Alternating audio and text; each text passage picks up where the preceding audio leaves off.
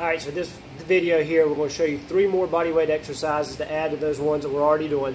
So for today, we're going to look at a skater's lunge, then we're going to drop down into a little plyometric push up, show you a couple of variations there so that everyone will be able to do it, and then do a little tricep dip. And again, with that tricep dip, you're going to use a chair, park bench, something like that.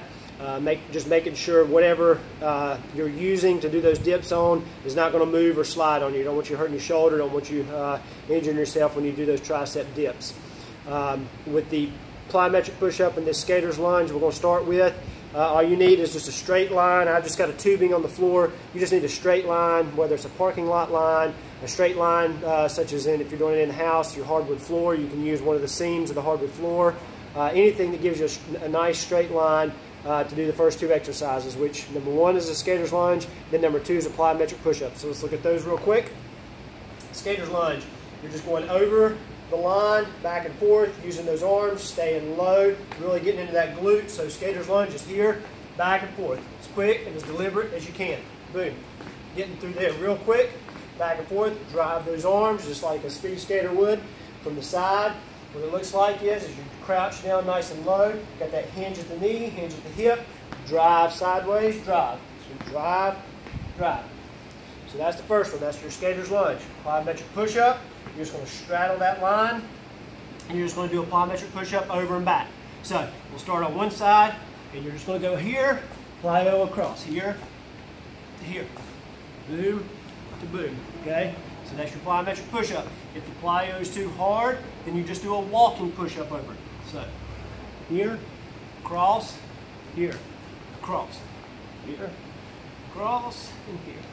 So that's your variation, a little bit easier than that first plyo, just doing a little walk. The last one we'll do is that tricep dip. Again, you've seen it a million times, just looking at a couple of things that we need to focus on when we do it.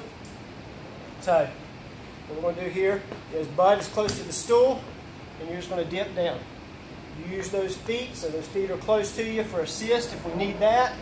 Up and down for our tricep dips. Straight out, slide the stool back a little bit.